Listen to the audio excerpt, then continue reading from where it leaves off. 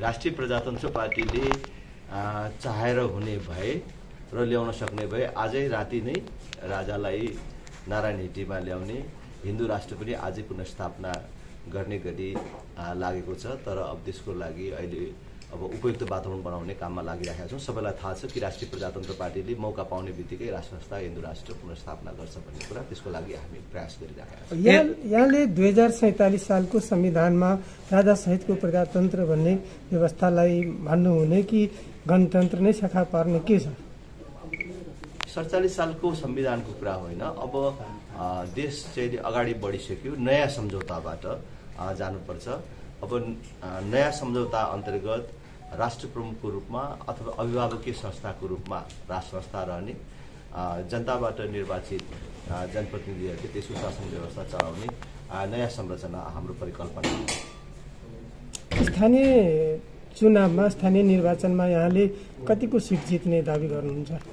हामीले राम्रो गर्छौँ, राम्रो गर्ने प्रयास गरिराखेका छौँ र जनताको अपार साथ र समर्थन छ। हामीलाई आउने स्थानीय तहको निर्वाचनमा राम्रो परिणाम प्राप्त हुन्छ भन्ने विश्वास छ र त्यसको लागि प्रयास पनि गरिरहेका छौँ। एमालेसँगको गठबन्धनको कुरो आएको छ नि, हामीले कुनै पनि राजनीतिक दलसँग औपचारिक गठबन्धनको तयारी गरेका छैनौँ र कुराकानी पनि भएको छैन। राष्ट्रिय प्रजातन्त्र पार्टी आफ्नै बलबुतामा स्थानीय तहको निर्वाचनमा जनताको बीचमा जान्छ। हिजो मैले राजाले देश विकास गर्दैनन्, राजतन्त्र आवश्यक छैन कहिल्यै पनि भनेको छैन। तपाईँले कुनै पनि भिडियो खोलेर हेर्दा हुन्छ। म मौन बसेको थिएँ। राजा ठिक हुन् कि गलत हुन् भन्ने कुरा चाहिँ राजालाई छोडिदिनुहोस् भन्ने विषयवस्तु र आज पनि त्यो राजालाई नै छोडिदिनुहोस् भन्ने विषयवस्तु। तर एउटा विषयवस्तु के हो भने राजाले देश विकास गरेनन्, राजा नै चाहिँदैन भन्ने कुरा मैले आजका दिनसम्म अभियान सुरु गरेदेखि आजका दिनसम्म कहिले पनि त्यो अभिव्यक्ति दिएको छैन। बरु यो किसिमको राष्ट्रपति सिस्टमले देश बन्दैन भन्ने कुरा गरेका थियौँ। त्यो भन्नेले बजारमा भन्नेले के भने त्यो कुरा अर्को विषयवस्तु हो, तर मेरो मुखबाट मैले भनेको छैन। र अर्को एउटा विषयवस्तु के हो भने राजाले यो देशमा शासन कति वर्ष गर्नुभयो? 2070 देखि 2046 सालसम्म राजाले शासन गर्नुभयो। तर 2046 देखि 2017 सालसम्म नेपालको 16औं यो हो।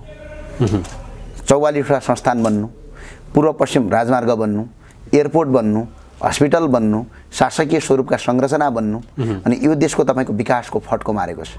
2017 देखि 2046 सालसम्मको नेपालको यदि तपाईँको विश्वमा नेपालको शक्तिमान र्याङ्कमा यदि हेर्ने हो भने पनि नेपाल झन्डै झन्डै विश्वका 20वटा शक्तिशाली राष्ट्रमध्ये एउटा राष्ट्र हो।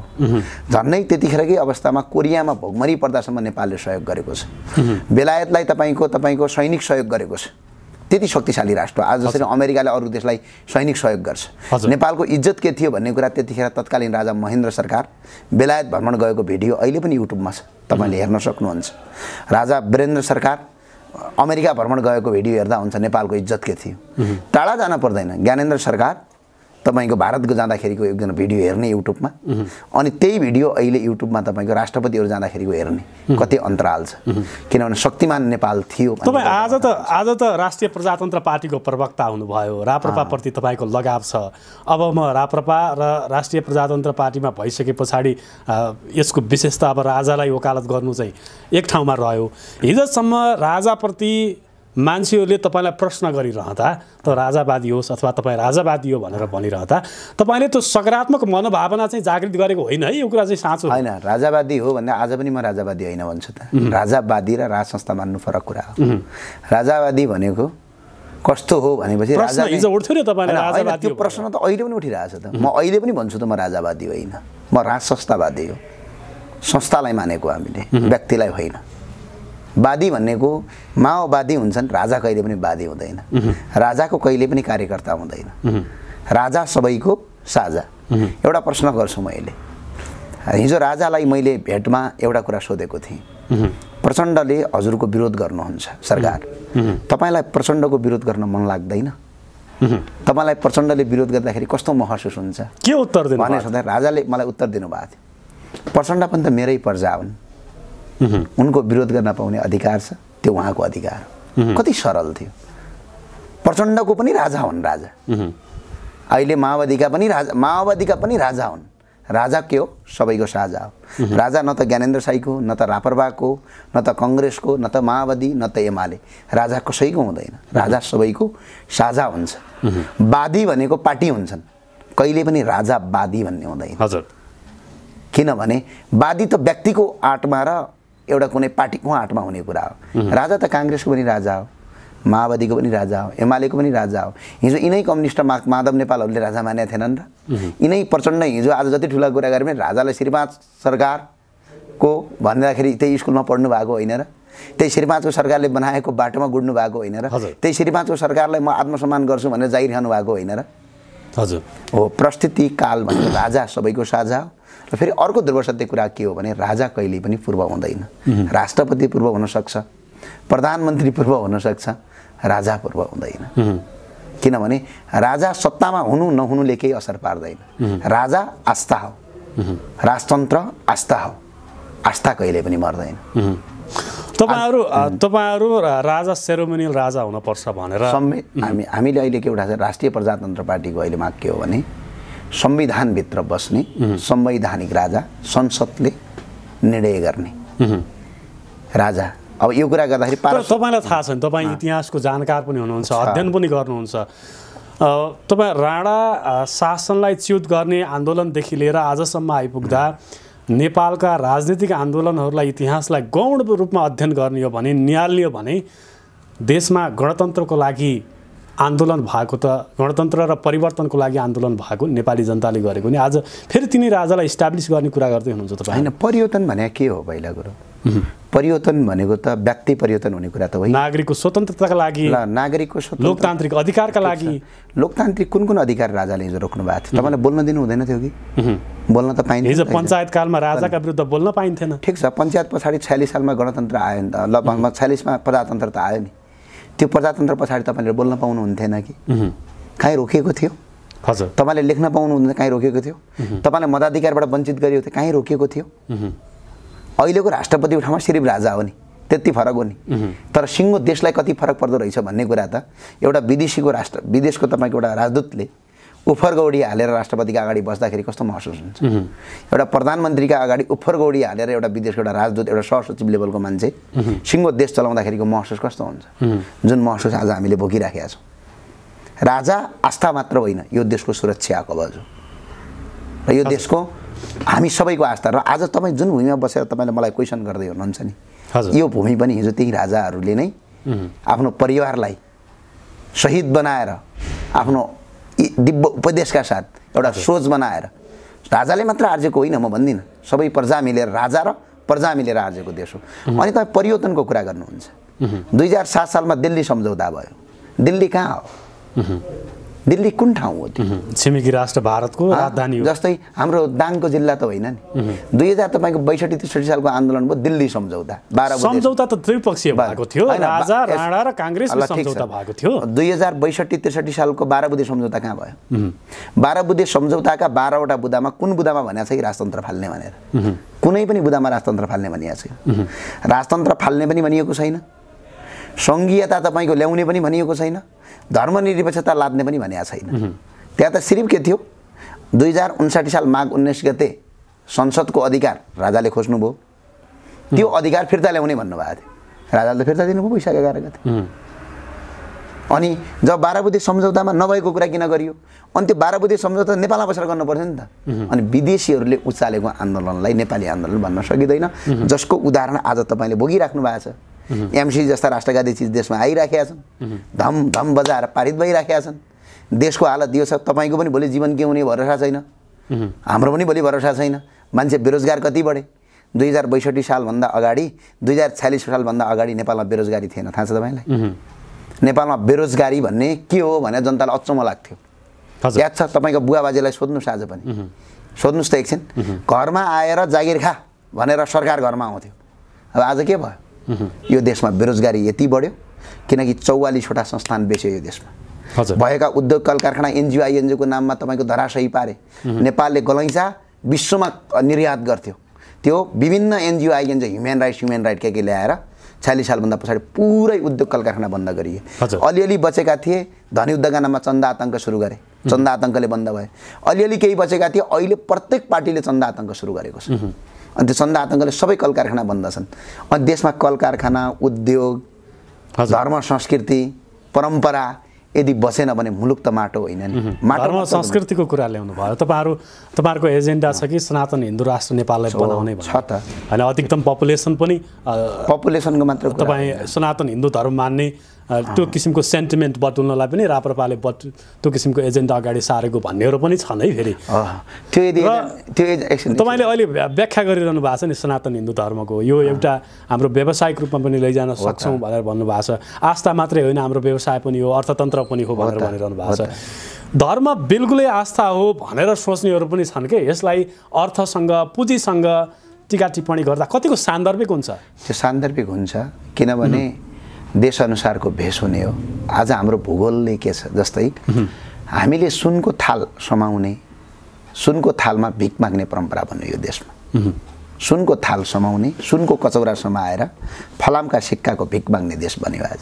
देख्नु भएको छ हाम्रो देशमा झन्डै विश्वका 121 करोडको आस्थाको केन्द्र पशुपतिनाथ र राजनीति हिन्दू धर्मको मान्दछन्। विश्वमा 121 करोड मान्छे, झन्डै 58 करोड बुद्धिस्ट धर्मावलम्बीले बुद्ध धर्म मान्दछन्।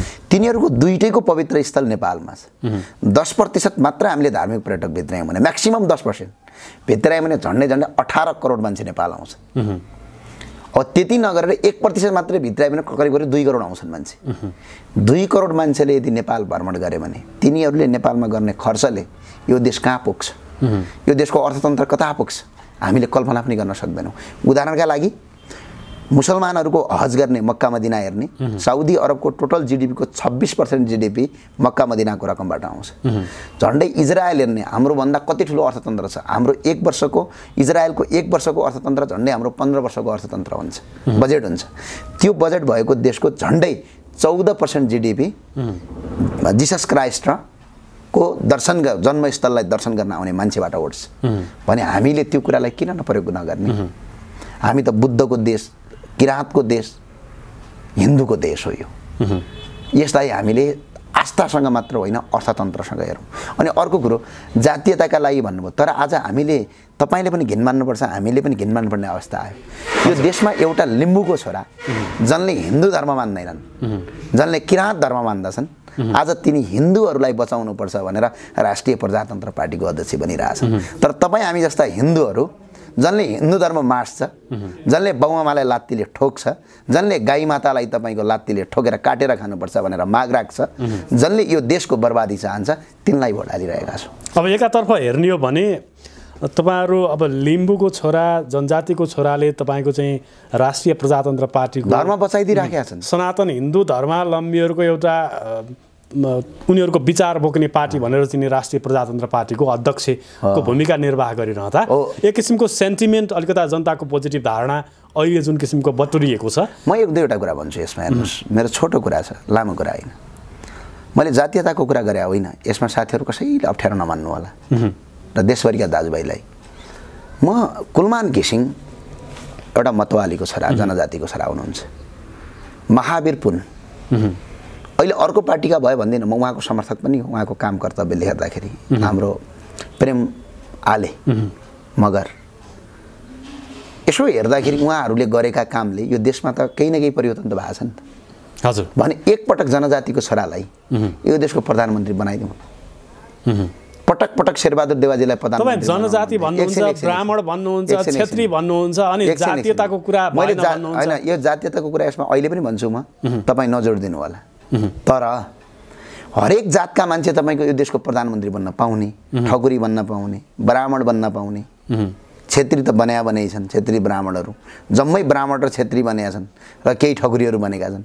भने एकपटक यत्रो जनसङ्ख्या छ जनजातिको यो देशमा, एकपटक यो देशमा जनजातिको सरकारलाई प्रधानमन्त्री बनाएर टेस्ट गरौँ न त। सही गर्छन् कि गलत गर्छन् हेरौँ न त एकपटक।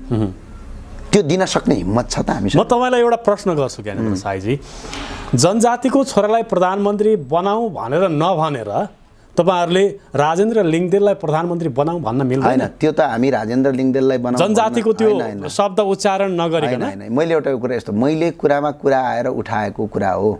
तपाईँले जनजातिको छोरालाई भनेर राजेन्द्र लिङ्गदेल आफैमा ब्रान्ड हुन्। आजका दिनसम्म 1 रुपियाँ भ्रष्टाचार गरेको कुनै प्रमाण छैन, 1 रुपियाँ, जहाँ कि उहाँले सदनमासम्म गएर बोल्नु भएको छ यो कुरा। यसमा कुनै दुई मत छैन, तर कुरा त उठ्छ नि कहिलेकाहीँ। कुलमान घिसिङ चाहे कुन पार्टीमा आस्था राख्नुहुन्छ, कतातिर आस्था राख्नुहुन्छ, त्योसँग मतलब होइन।